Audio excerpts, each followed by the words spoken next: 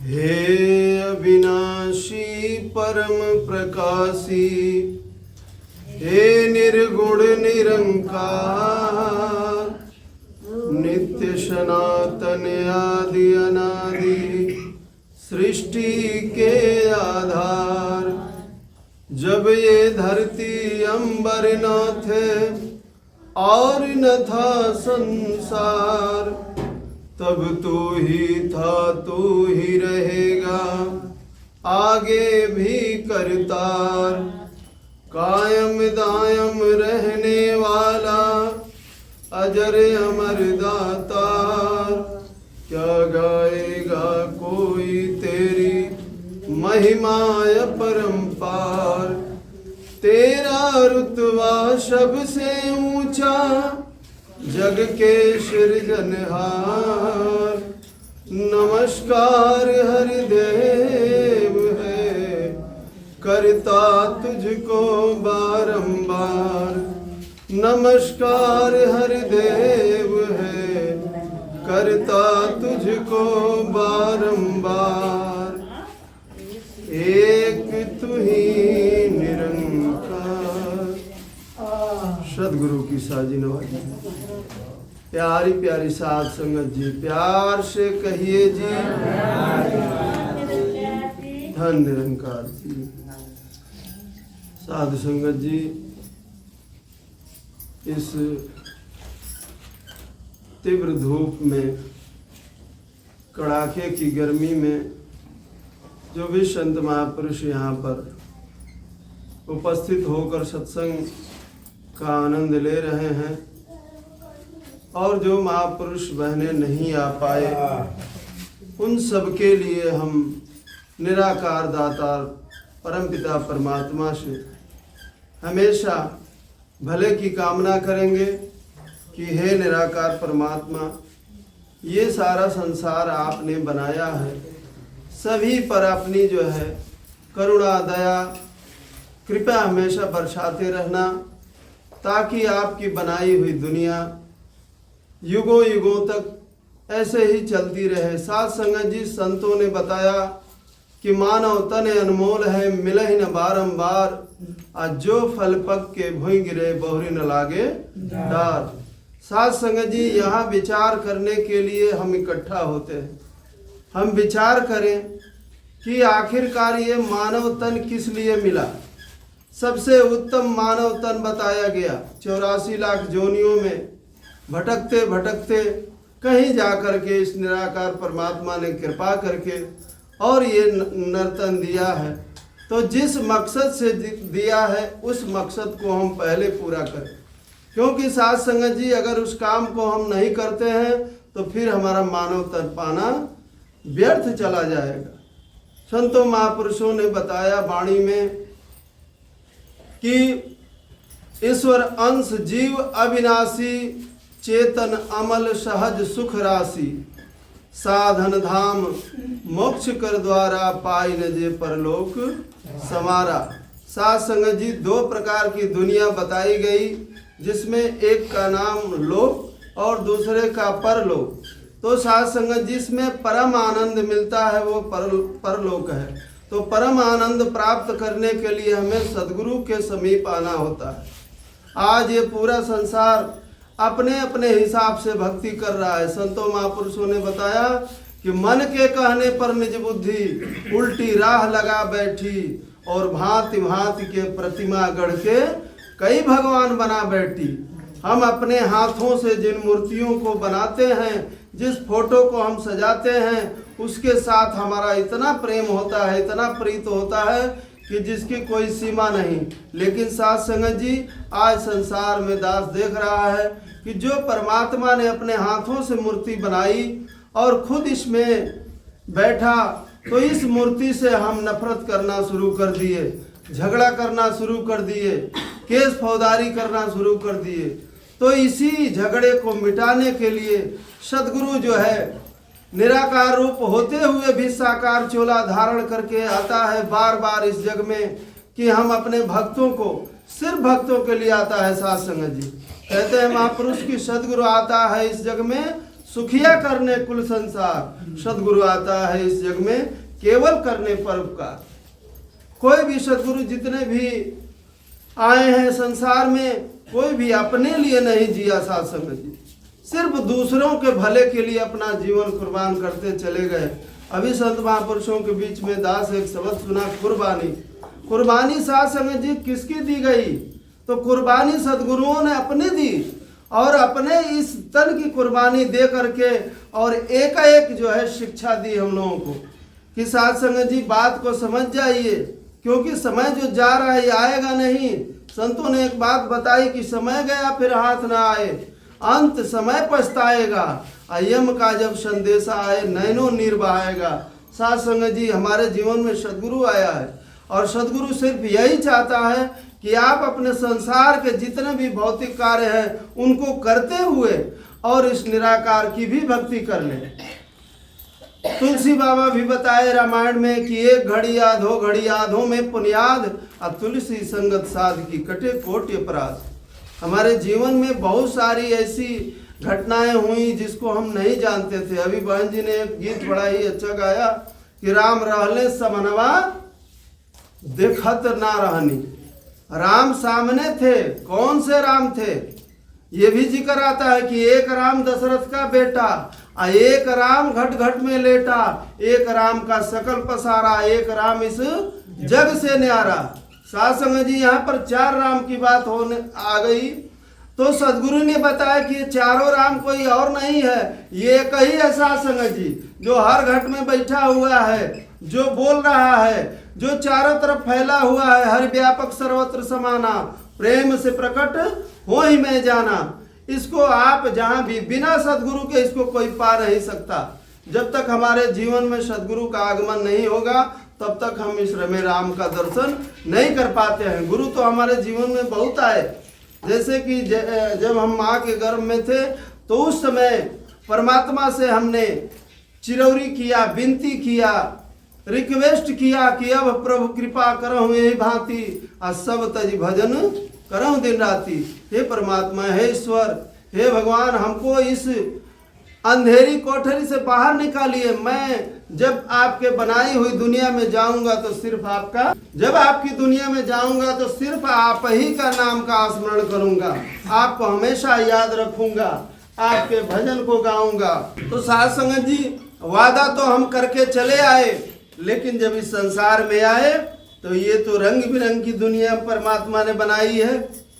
परमात्मा की ये माया से बनी हुई दुनिया है। यहाँ पर आकर के जीव भटक गया सत्संग, और इस सत्संग में सिर्फ इस रूह के कल्याण की बात होती है, शरीर के कल्याण की बात नहीं, सिर्फ रूह की कल्याण की बात।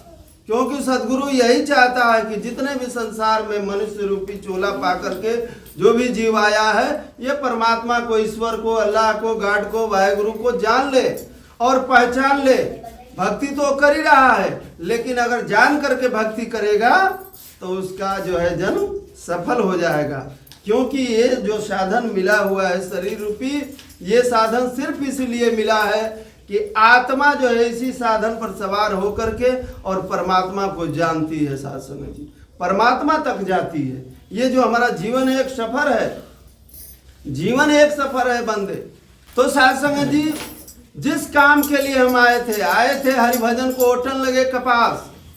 आज बड़भागी हम सभी हैं कि सदगुरु मिला जीवन में। कहते हैं कि तीरथ किए एक फल, संत मिले फल 4, और सदगुरु मिले अनंत फल, कहे कबीर विचार। तो आओ साध संगत जी विचार यही करना है कि क्या हम सदगुरु के बताए हुए मार्ग पर चल पा रहे हैं या नहीं चल पा रहे हैं। अगर चल रहे हैं तो मुबारक है, और नहीं चल रहे हैं तो यहाँ संतों महापुरुषों से हमें समझ लेना। अगर बात समझ में नहीं आती हो तो यहाँ पर बहुत सारे ब्रह्मज्ञानी संत महापुरुष बैठे हुए हैं। किसी भी संत के सामने बात अपनी रख देनी है कि महापुरुष हमको ये बात समझ में नहीं आ रही है, हम तो भक्ति कर रहे हैं लेकिन हमारे जीवन में खुशहाली नहीं आ रही है, हमारे दुखों का अंत नहीं हो रहा है। साध संगत जी संसार को परमात्मा ने बताया, सदगुरु ने बताया कि ये दुख का ही सागर है, लेकिन इसी दुख के सागर में से पार होना है। और पार होने का सिर्फ एक ही सूत्र है, वो क्या है? भक्ति। प्रेमा भक्ति, सभी से प्रीत कर लो, प्रेम कर लो, क्योंकि सब में राम समाया है, हम में तुम में खड़क खम में घट घट व्यापे राम। तो जब हम सबसे प्रेम करना शुरू करेंगे, बाबा जी यही शिक्षा देते चले गए कि मानव हो मानव को प्यारा, एक दूजे का बने सहारा। साथ संग जी ऐसा ना हो कि सिर्फ हम 2 घंटे सत्संग में आए तो ही हमारी भाषा सत्संगी हो और इसके बाद हमारी भाषा बदल जाए। साथ संग जी हमें एक एक पल का ध्यान रखना है, क्योंकि एक एक बूंद का हिसाब लेता है ये परमात्मा। अगर हम एक बूंद वेस्ट कर देते हैं तो उस बूंद का हिसाब लेगा, बोलेगा क्यों इसको वेस्ट कर दिए, क्या पानी तुमने बनाया था। अगर हम कोई भी वस्तु का अधिक इस्तेमाल करते हैं, वेस्ट करते हैं, नुकसान करते हैं, तो ये परमात्मा हिसाब लेगा हमसे। और साध संगत जी विचार करें कि हमारे जीवन में सदगुरु तो ज्ञान दे दिए, हमें परमात्मा का दीदार करवा दिया, लखा दिया, समझा दिया, बता दिया, 3 कर्म दे दिया, सेवा सुमरन सत्संग। क्या सेवा सुमरन सत्संग हमारा सही रूप से हो रहा है या नहीं, ये विचार करना है। साथ संगत बहुत हमारे ऊपर ज्यादा भार नहीं दिया, 9 प्रकृतियों का ज्ञान दिया, 10वां में ब्रह्म को लखाया। तो हम बड़ भागी हैं कि ब्रह्म का दर्शन कर लिए, देख लिए इन्हीं चर्म चक्षु से। नहीं तो ये आंख तो पहले भी थी, लेकिन हमें समझ में नहीं आता था, हम पढ़ते थे केवल रामायण में। और साथ संगत जी संतों महापुरुषों ने हमेशा जो है अपनी कुर्बानी दे करके और इस संसार के भले के बारे में ही बात किया है। बाबा जी चाहते तो बहुत सारी कंपनियां बैठा सकते थे। एक बार मीडिया वालों ने साथ संगत जी हुजूर बाबा जी से कहा कि बाबा जी जितना आप ये वार्षिक समागम जो करा रहे हैं दिल्ली में, अंतर्राष्ट्रीय समागम, इसमें बहुत सारा रुपया खर्च हो रहा है, क्या इस पैसे का इस्तेमाल करके हम कंपनियां अगर बैठाते तो बहुत सारे परिवार को नौकरी मिल जाती, बहुत बेरोजगार लोग पड़े हुए हैं। तो बाबा जी ने मुस्कुराते हुए जवाब दिया कि ये बताओ कि कंपनियां बैठेंगी तो कुछ चंद लोगों को ही नौकरी इसमें दी जाएगी, लेकिन ये जो वार्षिक समागम किया जा रहा है इसमें जो है रूह का कल्याण की बात होता है।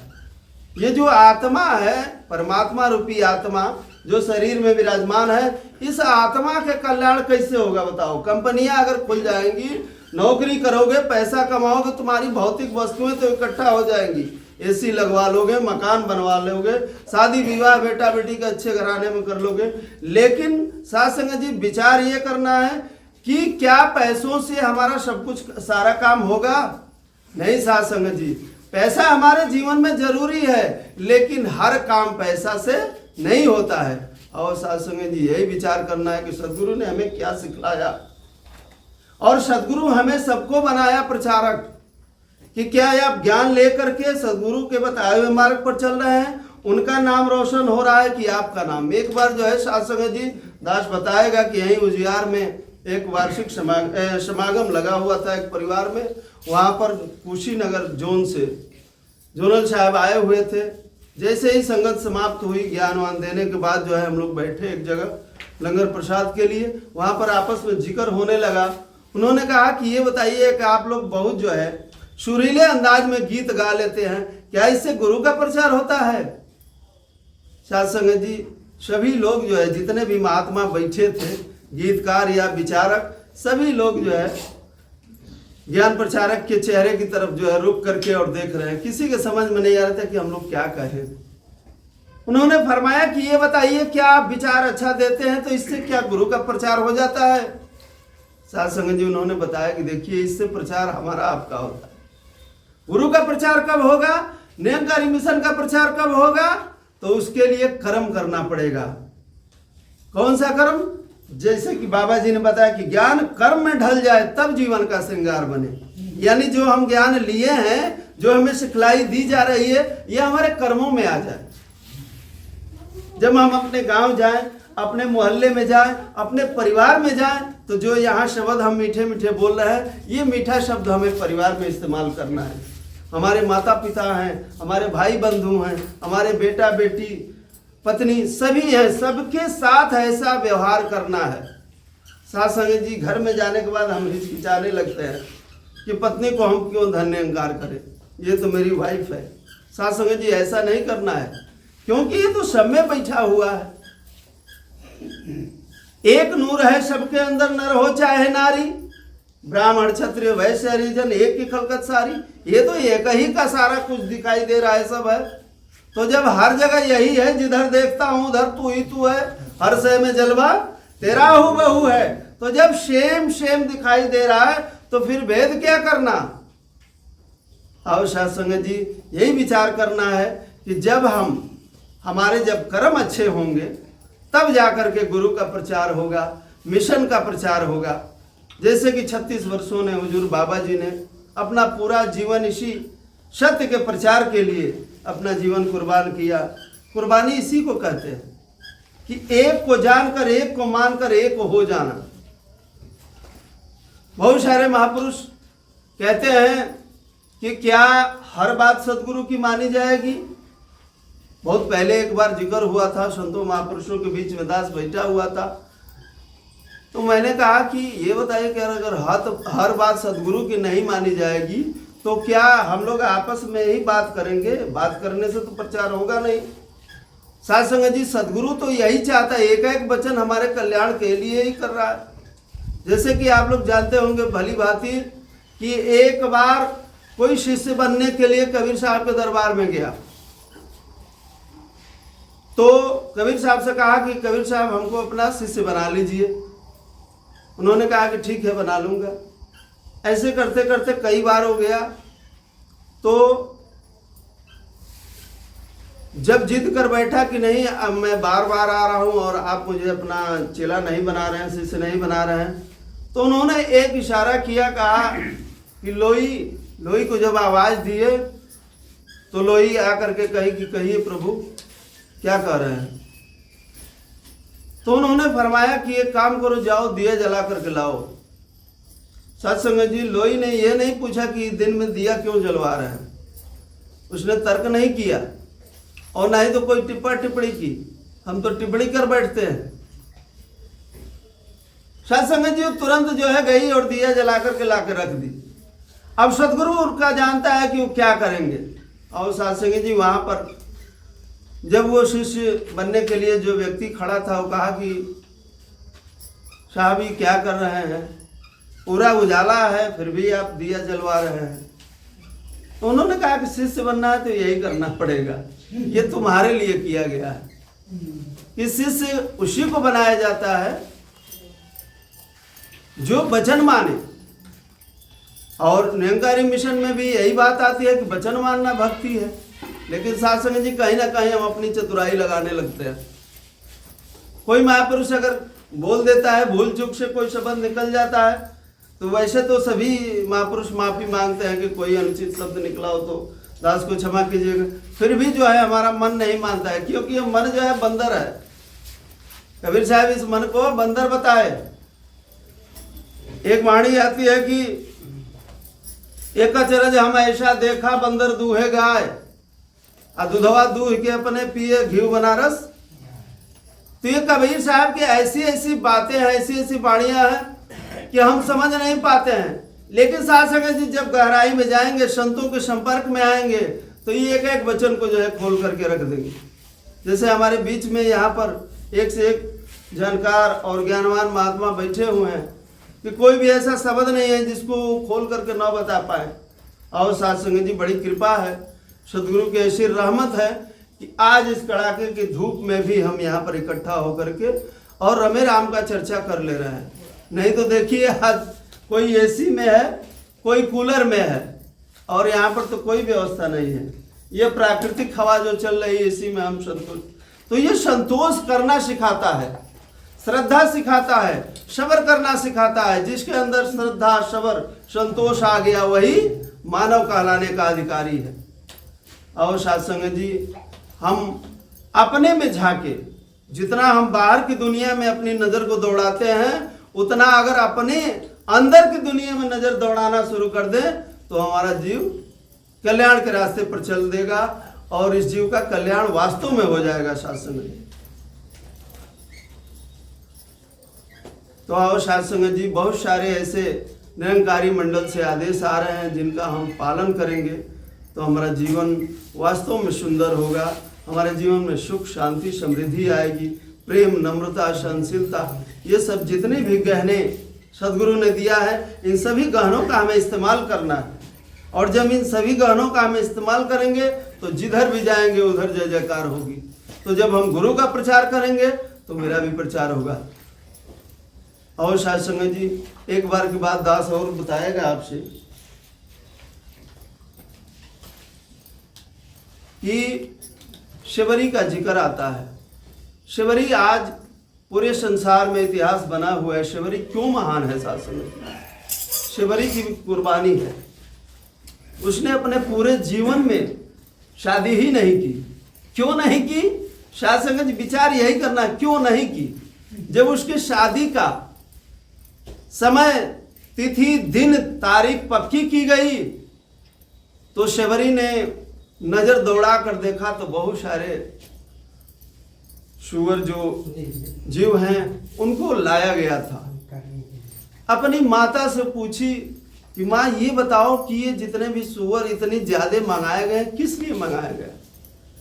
तो कहा कि बेटी तुम नहीं जानती हो, तुम्हारी शादी का दिन रखा गया है तो बहुत सारे मेहमान आएंगे, बाराती आएंगे, उनके भोजन के लिए मंगवाया गया है। अब शबरी को जब पता चला कि मेरी शादी के लिए इतने जीवों की हत्या होगी, तब वो क्या की कि शादी के दिन ही जो है घर से निकल गई साध संगत जी।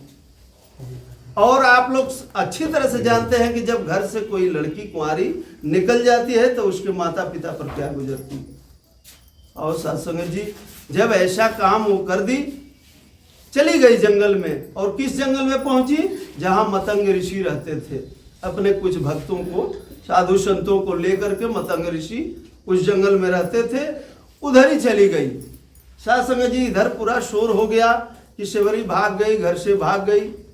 बहुत सारे गलत फहमियां भी दिमाग में लोगों के बैठी। जैसे आजकल कहीं ऐसी घटना हो जाती है तो लोग जो है अपने दिमाग में बैठाते हैं। सत्य भी होता है, असत्य भी होता है। और साध संगत जी, उन जीवों के हत्या न हो जाए इस कारण से वो जो है शादी को ठुकरा करके और घर से चली गई। साध संगत जी, अब यहाँ की बात तो इधर रह गई। अब उस जंगल में जहाँ मतंग ऋषि अपने साधु संतों के साथ, भक्तों के साथ रहते थे, वहाँ की कहानी सुनिए साध संगत जी। जब रात्रि होती थी, ये इसको अच्छी तरह से पता था कि मैं जाति की भिलनी हूँ, दलित परिवार से हूँ, छोटी जाति की हूँ, तो ये साधु संत हमें तो अपने संपर्क में आने नहीं देंगे। तो क्या करती थी कि जब रात हो जाती थी तो जाकर के पूरी कुटिया की सफाई करना, झाड़ू लगाना, पानी का छिड़काव करना, जहां जहां पानी का मटका रखा हुआ था पानी भर देना। साधु संत जितने भी भगत थे वो 4 बजे जगते थे, ये 4 बजे से पहले ही सारा काम कर देती थी। साध संगत जी, जब 2 दिन 4 दिन बीता तब जो है सबके मन में आया कि आखिरकार ये काम कौन कर रहा है। डेली हम लोग देखते हैं तो पूरी सफाई हो करके पड़ी रहती है, पानी सब भरा होता है, फूल पत्ती भी ला करके रखा जाता है, हम लोगों को कुछ करना ही नहीं पड़ रहा है। तो ये बात जो है मतंग ऋषि के सामने सभी साधु महात्मा रखे कि गुरुदेव पता नहीं कौन कर रहा है, कैसे हो रहा है, समझ में नहीं आ रहा कि क्या कोई आपका चमत्कार है, ऐसा ऐसा घटना हो रहा है। तो उन्होंने राय दिया कि एक काम करो, कोई एक साधु जग जाओ और जग करके ये कारनामा देखो कि कर कौन रहा है। जब जगोगे तभी तो पता चलेगा। तो रात में एक साधु महाराज को ड्यूटी लगा दी गई कि आप जगे रहिएगा और देखिएगा कौन कर रहा है। अगर कोई करेगा तो पहचान में आ जाएगा, नहीं तो ईश्वर का करिश्मा होगा तो उसकी बातें अलग है। साध संगत जी, जब उन्होंने रात में जब ये झाड़ू और सफाई करना शुरू की, मतंग ऋषि समझाए थे कुछ बोलना मत, सिर्फ देखना कौन है और आकर रिपोर्ट देना। इसी को कहते हैं भक्ति। सदगुरु ने जैसे बताया वैसे उन्होंने किया। अब ये सारा काम हो जाता है, फिर जो है जंगल में अपना कहीं वो आराम से पड़ी रहती थी। ये बात जा करके वो साधु पेश किए मतंग ऋषि के सामने कि एक लड़की है, बड़ी सुंदर है और नौजवान है और ये काम वही कर रही है। जब दूसरे दिन भी ये काम करी तो सभी साधु आ करके और रोके कि ये सब क्यों कर रही हो, कौन हो तुम। अब हाथ जोड़ करके वो विनती करने लगी कि मैं तो जाति की भिलनी हूँ और मेरा मन जो है इसी में लगा हुआ है, मुझे अच्छा लगता है साफ सफाई करना, फूल पत्ती लाना जंगल से चुन करके, पानी भर देना मुझे अच्छा लगता है, इसलिए मैं कर रही हूँ। तो उसमें जो ऊंच नीच का भेदभाव करने वाले साधु संत थे, उन्होंने कहा कि तुम जाति की भिलनी हो, दलित परिवार से हो, तुम्हारे हाथ से ये काम शोभा नहीं दे रहा है। ये बात जो है मतंग ऋषि को बताई गई कि वो तो नीच जाति की है महाराज, और वो सब कर रही है, सब तो हम लोगों का सारा धर्म भ्रष्ट हो जा रहा है इससे। तो मतंग ऋषि मुस्कुराते हुए जवाब दिए, कहे कि ये बताओ तुम्हारा कौन सा धर्म भ्रष्ट हो जाता है इससे। जो प्रभु का काम करे, गुरु का काम करे, और उससे तुम्हारा धर्म कैसे भ्रष्ट हो गया भाई। तो वो तो अंतर्यामी थे, सबको त्रिकालदर्शी थे, सब जानने वाले थे। उन्होंने बताया कि एक काम करो, उसको लेकर के आओ मेरे कुटिया में। शिवरी से जो है सभी लोग कहे कि चलो, हम लोगों के जो सदगुरु हैं, गुरुजी बुलाए हैं तुमको। और उन्होंने कहा कि उसको ये अपने मन में भाव मत रखना कि वो नीच जाति की है, क्योंकि वो परमात्मा का, ईश्वर का काम कर रही है, सत्य का काम कर रही है और सत्य मार्ग पर चलना शुरू की है। तो साध संगत जी जब उनके समक्ष लाया गया तो अपना हाथ जोड़ के कही कि हुजूर कोई गलती हो गई तो गुस्ताखी माफ हो, अगर आप इजाजत दे तो ये काम करूं, ना इजाजत दे तो आपकी मर्जी।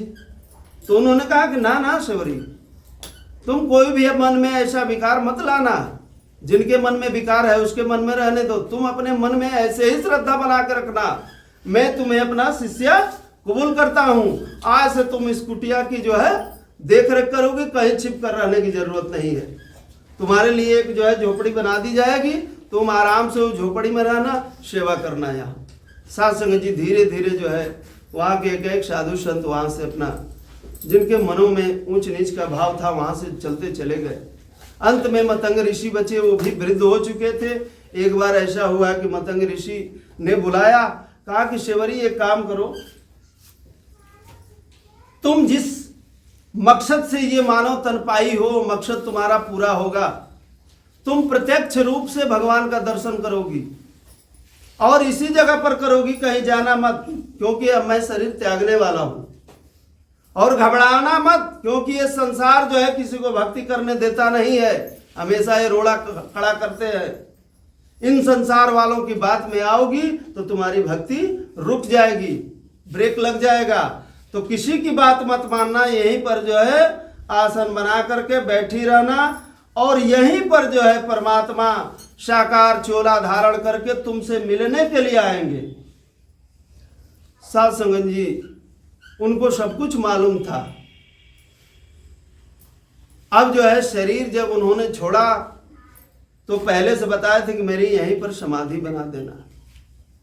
समाधि जैसे ही वो शरीर छोड़े, शिवरी ने जो है वहाँ मिट्टी में उनको समाधि बना करके और मिट्टी से ढक दी। वहाँ पर जो है हमेशा दिया जलाती थी, और डेली जो है वो उसी दिन से इंतजार करने लगे कि एक बार प्रभु आएंगे। तो क्या करते थे कि सभी दिशाओं में, एक दिशा में नहीं साध संगत जी, सारी दिशाओं में फूल बिछाती थी कि हो सकता है कि दक्षिण दिशा से आ जाए, हो सकता है उत्तर से आ जाए, पश्चिम से आ जाए, पूर्व से आ जाए, किस दिशा से आएंगे ये पता नहीं है। इसलिए सभी दिशाओं में फूल बिछा करके हमेशा राम नाम का जो है गुणगान करती थी कि मेरे राम आएंगे। अभी आप लोग कुछ दिन पहले जब अयोध्या में प्राण प्रतिष्ठा हुआ था, एक गीत बड़ा वायरल हुआ था कि राम आएंगे मेरी झोपड़ी के भाग खुल जाएंगे। साध संगत जी तो उस झोपड़ी में वास्तव में उस समय आए थे साध संगत जी। आज तो ये सिर्फ कहने के लिए बात हो रही थी, लेकिन उस समय वास्तविक रूप में आए थे। और जब राम आए लक्ष्मण के साथ अपनी भार्या को खोजते हुए, किसी ने बताया था कि जाइए एक सीता माता वो रहती हैं क्या, शिवरी माता, उनसे मिलिए, वो रास्ता आगे का बताएंगी। जब शबरी से मिलने के लिए आए राम, तो राम लक्ष्मण जैसे ही फूल बिछा रही थी आगे पड़ गए। अब शबरी कह रहे कि क्यों मेरा रास्ता, प्रभु का रास्ता आप लोग खराब कर रहे हैं, हट जाइए। राम ने जब अपने मीठे स्वर से कहा कि माता शबरी जरा ऊपर तो देखो कौन आया है। जब ऊपर निगाह घुमाई तो दोनों सुकुमार बच्चे तपसी का रूप धारण किए हुए।